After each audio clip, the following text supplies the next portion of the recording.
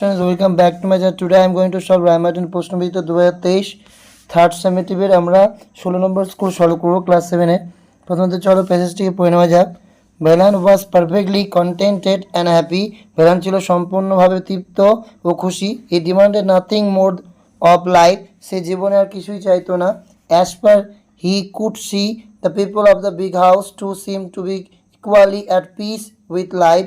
যতদূর সে বুঝতে পারত বড় বাড়িটির মানুষদেরকেও মনে হতো যে জীবনে যেন তারা শান্তিতে রয়েছে।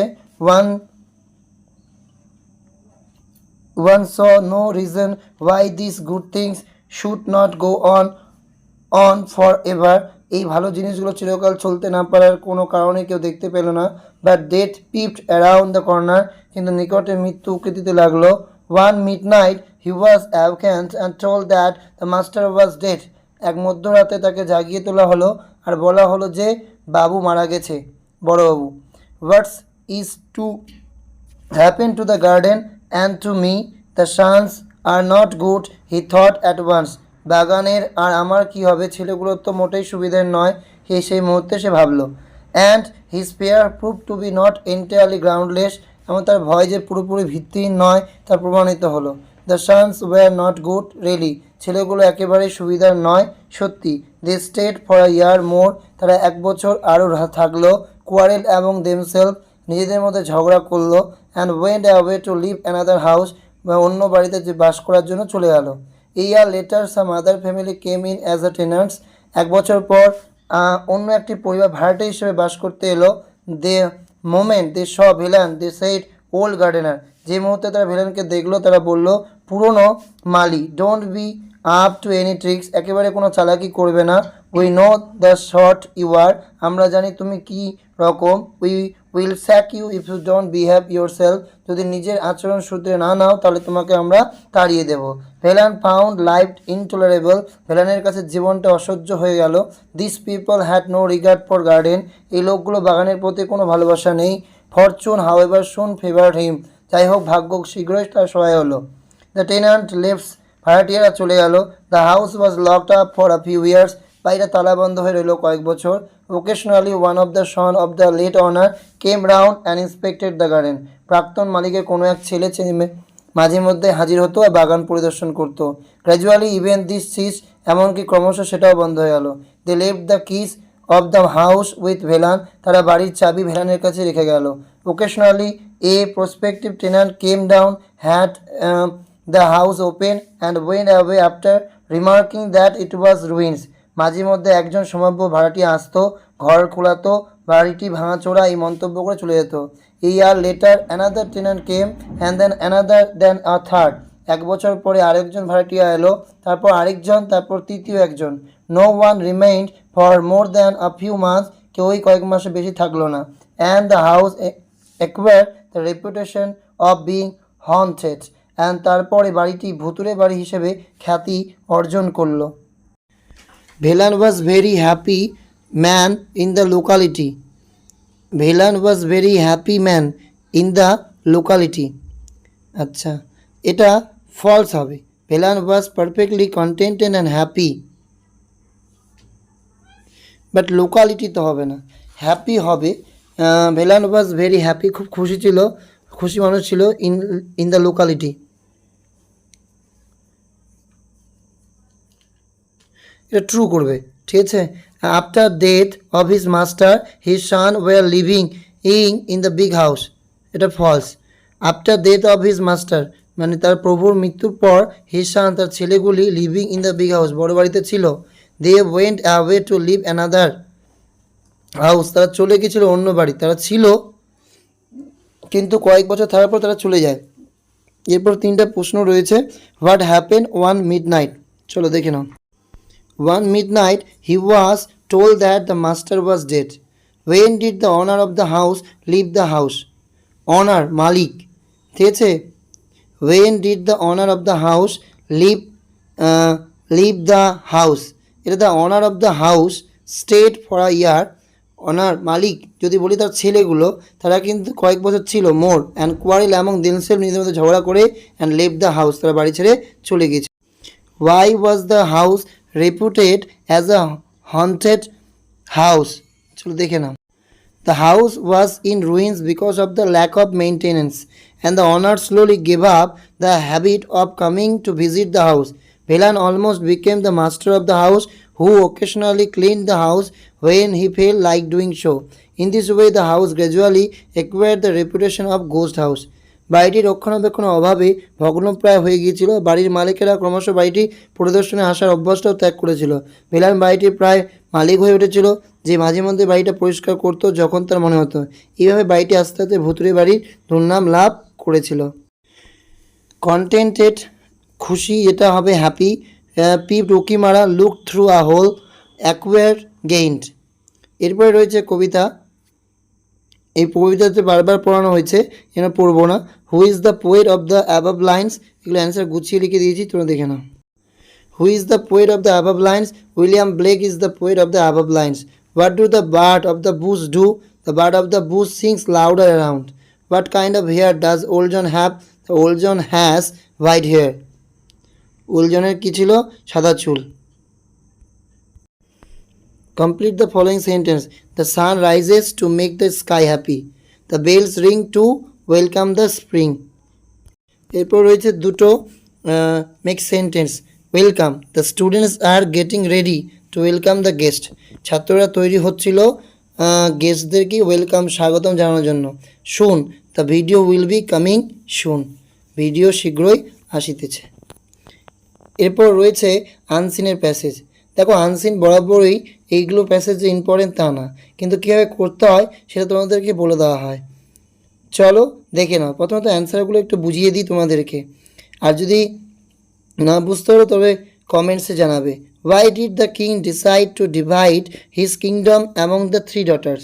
কেন রাজা ডিসাইড করেছিল যে কিংডমটাকে সে কী করবে? ভাগ করে দেবে। কাদের মধ্যে? তিনটা কন্যার মধ্যে। তো এইখান থেকে তোমরা লিখবে হি উড ডিভাইড, তাহলে এই যে এই লাইনটা, he would divide his kingdom into three parts and give a part each of his daughter. এ বলেছে ওয়াই, কেন? Why did the king decide to divide এমন, তাহলে এটা আমাকে লিখতে হবে দ্য কিং উইজড। আমরা এখানে ফার্স্ট থেকে লিখবো the king wished to spend, এখান থেকে লিখবে, হ্যাঁ, the king wished to spend his last days in peace, শান্তিতে জীবনযাপন করতো। And he therefore decide that he would no longer do the duties of king and he would divide his kingdom into three parts and gave the part of each of his daughters.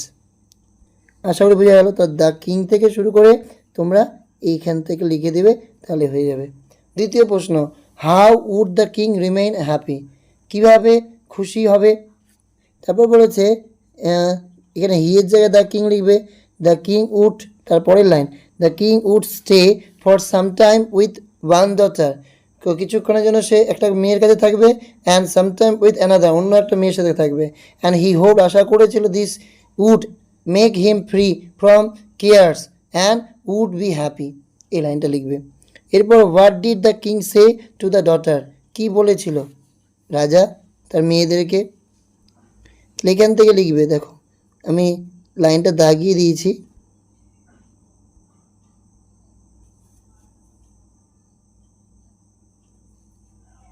এখান থেকে লিখতে হবে। The king said that he would give the largest share to the daughter who loved him the most.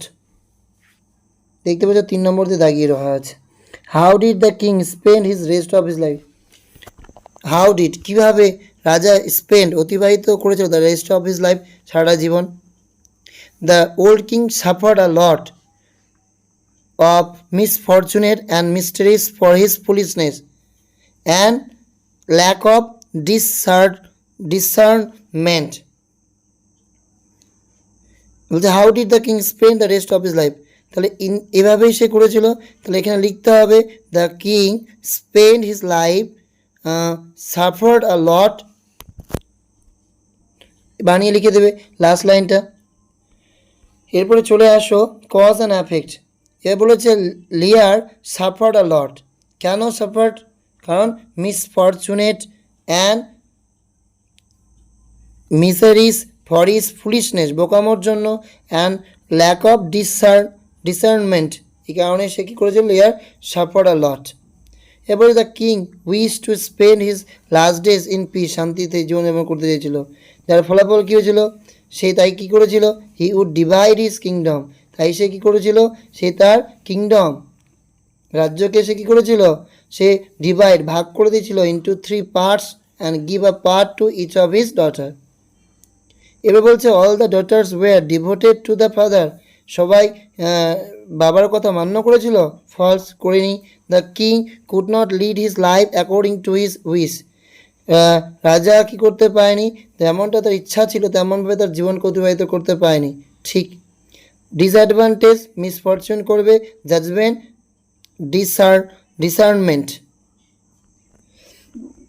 এরপর রয়েছে article preparation. The I am interested in music, dash rich are not always happy, the rich are not always happy, take care of your health, a ripe mangoes falls, কোথা থেকে পড়লো, from the tree, গাছ থেকে। এরপরে এখানে আমাদের বলেছে write the parts of speech, parts of speech এখানে বলতে হবে। পার্টস অফ স্পিচ আমরা জানি কটা, 8টা, noun, pronoun, adjective, verb, adverb, preposition, conjunction, interjection. এবার এখানে যেগুলো দাগ আছে দেখো, ফরটা কি, ফরটা হচ্ছে প্রিপোজিশনস, আশা করি বোঝা গেল। এবার কোয়ারেল, ঝগড়া করা, এটা ভার্ব, এটা কি ভার্ব। অ্যান্ডটা যুক্ত করছে দুটোকে, কনজাংশন। অ্যানাদার হাউস, অন্য একটা বাড়ি, হাউসটা সম্পর্কে বর্ণনা করছে, তাই আমার মতে দিস ইজ অ্যাডজেক্টিভ। এই ছিল। এরপরে বলেছে মোডাল ব্যবহার করতে। The program dash be finished by now, the program will be finished by now. I dash finish my homework, I must finish my homework, আমাকে অবশ্যই কী করতে হবে, আমার হোমওয়ার্ক ফিনিশ করতে হবে বিফোর গোয়িং টু স্কুল, স্কুলে যাওয়ার আগে। We dash help the poor, we should, আমাদের উচিত গরিবদের সাহায্য করা। The boy dash run fast, the boy can run fast, বারোটা কী করতে পারে, জোরে দৌড়াতে পারে। এরপরে বলেছে fill in the blanks with present continuous tense, present continuous tense ব্যবহার করতে বলেছে। তাহলে প্রেজেন্ট কন্টিনিউয়াস মানে কি, অ্যাম ইজ আর ভার্বের সাথে আইএনজি, আই ড্যাশ লার্ন, তাহলে আই অ্যাম লার্নিং হবে। কথাটা বুঝবে, জায়গাটা যেহেতু শর্ট তাই লিখে দিয়েছি, আই এর পরে অ্যাম, তারপর ভার্বের সাথে লার্নের সাথে কী হবে, আইএনজি যুক্ত করতে হবে। তাহলে I am learning English grammar now. The sun dash behind the clouds, তাহলে কী হবে, the sun is hiding behind the clouds. এরপরে simple fast tense. Fast tense মানে কি, কোনো কাজ যখন অতীতে হয়ে গেছে, যার ফল এখন আর নেই, তাকে আমরা বলি পাস্ট টেন্স। যেটা সূত্র কি হয়, পাস্ট ইন্ডিফিনিটের সূত্র হয় সাবজেক্ট, ভার্বের সেকেন্ড ফর্ম, তারপর অবজেক্ট। তাহলে এখানে বলছে Meera goes to market, sorry you dash enjoy the picnic, এখানে আমাকে পাস্ট টেন্সে করতে বলছে, মানে সাবজেক্ট ভার্বের সেকেন্ড ফর্ম, তাহলে এনজয় থেকে কী হবে, এনজয়েড। দ্য দুরন্ত express dash the Howrah station, তাহলে আমার সাবজেক্টের পরে ভার্বের সেকেন্ড ফর্ম, তাহলে লিভ থেকে কী হবে, লেফট। আশা করি বোঝা গেল। এরপরে বলেছে write the types of adverb, অ্যাডভার্বের নিচে কী ধরনের এটা অ্যাডভার্ব সেটা বলতে হবে। বলছে Meera goes to market daily, এরা প্রতিদিন কোথায় যাচ্ছে, মার্কেটে যায়। তো এই ডেইলি কথাটা কী বোঝাচ্ছে, ফ্রিকোয়েন্সি বোঝাচ্ছে, বারবার একই কাজ করা বোঝাচ্ছে, এই জন্য adverb of frequency. And the selfish giant stood behind the him, selfish giant দাঁড়িয়েছিল কি, হিম তার পেছনে, তাহলে এখানে কি হবে, এটা বিহাইন্ড, এটা একটা স্থান নির্দেশ করছে, এই জন্য হবে অ্যাডভার্ব অফ প্লেস। আশা করি বোঝা গেছে।